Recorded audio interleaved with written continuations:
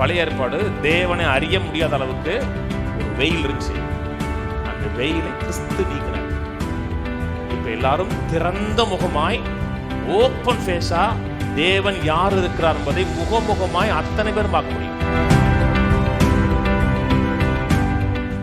நாம் எல்லோரும் திறந்த முகமாய் கர்த்தருடைய மகிமையை கண்ணாடியில காண்கிறது போல கண்டு ஆவியாய் இருக்கிற கர்த்தரால் அந்த சாயலாகத்தானே மகிமையின் மேல் மகிமை அடைந்து மறுரூபமாக்கப்படுகிறோம்.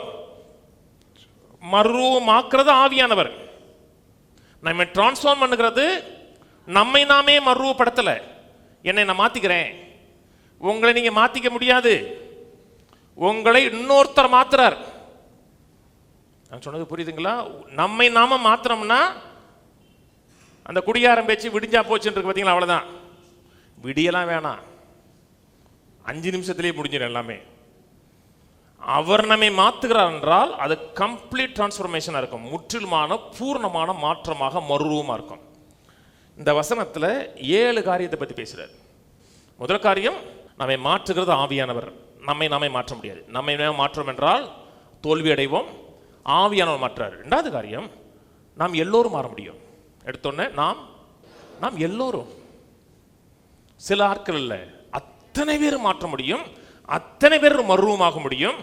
அத்தனை பேரும் தேவனுடைய சாயலுக்கு ஒப்பாய் மாற முடியும். அத்தனை பேரும் தேவனை இந்த பூமியில் பிரதிபலிக்க முடியும்.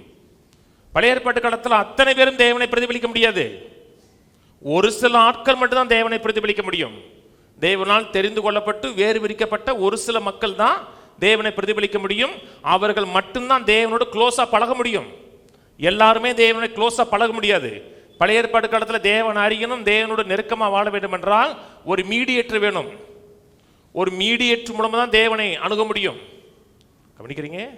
மோசே 40 நாள் மேல இருந்தார். மோசே தேவனை முகமுகமா சந்தித்தார். தேவனோட க்ளோஸ் ரிலேஷன்ஷிப் இருந்துச்சு. ஆனா இந்த மக்கள் மோசையின் மூலமா தான் தேவனை இருந்தார்கள். கீழே ஆசரிப்பு கூட இருக்கு. ஆசரிப்பு கூடத்தில் வருஷத்துக்கு ஒரே ஒரு முறை மட்டும் பிரதான ஆசாரியர் மட்டும் தேவனோட மகிமை பார்த்து வருவார். வேற யாருமே கிடையாது. பழி செலுத்தணும்னு வரும்போது கூட டைரக்டா பழி செலுத்த முடியாது, ஆசாரியன் வேணும். கவனிக்கிறீங்க? ஒரு மீடியேட்டர் மூலமா தான் காரியங்களை நடப்பிக்க முடியும். இன்னைக்கும் கிறிஸ்தவத்தில் அந்த நிலை சிலருக்கு இருக்கு. கர்த்தர் சிலரை தெரிந்தெடுத்து வேறு பிரித்த சிலரை கர்த்தர் தமக்கென்று சேர்த்திருக்கிறார். அவர்களோடு தான் கர்த்தர் தன் வாழ்க்கை குறித்து எல்லா சித்தத்தையும் சொல்லுவார். அவங்ககிட்ட தான் அறிவிப்பாரு. நம்ம அவங்ககிட்ட போய் குறி கேட்டுட்டு வந்துடணும். அப்படின்னா நாம் எல்லோரும் இல்லை, ஒரு சிலர் தான் சொல்ல முடியும். நாம் எல்லோரும் தெரிந்தெடுக்கப்பட்ட வேறு பிரிக்கப்பட்ட சிலர் அல்ல. அத்தனை பேரும் தேவனுடைய சாயலுக்கு ஒப்பாய் தேவனை போல இந்த பூமியில மறுரூபமாக்கப்பட முடியும். அதான் புதிய ஏற்பாட்டு மகிமையுங்க. சிலர் சொல்றாங்களா, அவங்கெல்லாம் பரிசுத்தவாங்க, அவங்க கர்த்தரோட க்ளோஸா நெருக்கமா இருப்பாங்க. நம்மளாம் அப்படியா? எல்லாருமே தோல்வி அடைஞ்சிருக்கிறார்கள். தோல்வி அடைஞ்சிருக்கான்னு சொல்லும் பொழுது நீங்க டக்குனு விபச்சார பாவம் வேஸ்தன பாவம் போகக்கூடாது. ஏதோ ஒரு விதத்தில் தோல்வி அடைஞ்சிருக்கலாம். குறை சொல்றது தோல்வி அடைஞ்சிருக்கலாம், முறுமுறுக்கிறது தோல்வி அடைஞ்சிருக்கலாம், கோபப்படுறது தோல்வி அடைஞ்சிருக்கலாம், கசப்பை உள்ள வச்சு தோல்வி அடைஞ்சிருக்கலாம். அப்படிப்பட்ட மக்களும் தேவ சமூகத்தில் போக முடியுது. நான் சொல்றது தெரிந்தெடுக்கப்பட்டு வேறு பிரிக்கப்பட்ட மக்கள் சொல்றாங்க பார்த்தீங்களா, அவங்கள சொல்றேன். அவங்க போக முடியும் என்றால் நானும் போக முடியும். தேவனிடத்தில் பாரபட்சம் கிடையாது. எல்லாருமே இயேசு கிறிஸ்து மூலமாக அத்தனை பேரும் தேவனை அறிய முடியும். தேவனை அறிந்து அத்தனை பேரும் தேவனை போல மாற முடியும். அத்தனை பேரும் சக்சஸ் ஆன குடும்ப வாழ்க்கை வாழ முடியும். அத்தனை பேரும் பொருளாதாரத்தில் டாப்பா வாழ முடியும். நான் சொல்றது அத்தனை பேரும் குமாரனுடைய சாயலுக்கொப்பா அத்தனை பேரும் வாழ முடியும். 2வது காரியம், நாம் எல்லோரும் திறந்த முகமாய் ஓப்பன் ஃபேஸா. பழைய ஏற்பாட்டு காலத்தில் ஓப்பன் ஃபேஸ் இல்லை. பழைய ஏற்பாட்டு காலத்தில் தேவனை குறித்த பூர்ண அறிவு கிடைக்கல. பூர்ண அறிவு மேலே பேசுறாரு. 2 காரியம் பேசுறார் மனசில் வச்சுட்டு.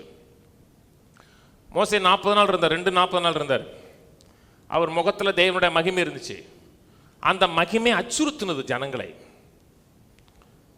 அவர் மேலே ஒரு பிரகாசம் வந்த உடனே, அந்த முகத்தை பார்த்த உடனே மோசையை பார்த்து ஓடி வரல, மோசையை விட்டு ஓடுனாங்க.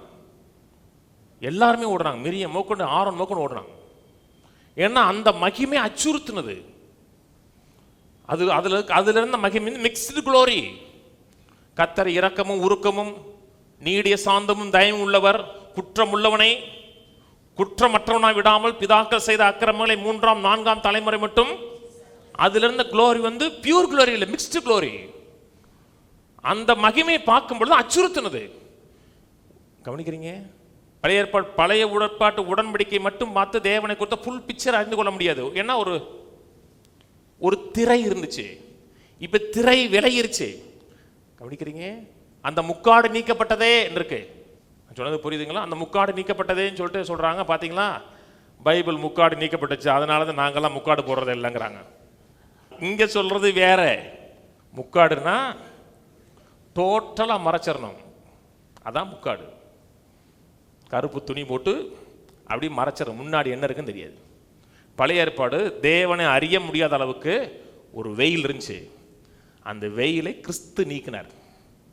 இப்ப எல்லாரும் திறந்த முகமாய் ஓப்பன் ஃபேஸா தேவன் யார் இருக்கிறார் என்பதை முகமுகமாய் அத்தனை பேரும் பார்க்க முடியும். பழைய ஏற்பாட்டில் பார்க்க முடியாது. பழைய ஏற்பாட்டில் ஒரு சில ஆட்கள் மட்டும்தான் பார்த்தாங்க. பார்த்தவங்க அரண்டான், செத்தையோ நான் சாக போறேன்னா. இன்னைக்கு அத்தனை பேரும் பார்க்க முடியும். பார்க்கறது மட்டுமல்ல, அன்னைக்கு மறைச்சிட்டு வந்தாரு, இன்னைக்கு மறைக்க வேணாம், திறந்த முகமா அப்படி காமிக்கலாம். கர்த்தர் நல்லவரியா, கர்த்தர் ஆசீர்வதிப்பாரியா, என்ன பாரியா, கடவுள் எப்படிப்பட்டவன் என்ன பார்த்து தெரிஞ்சுக்கியாமா.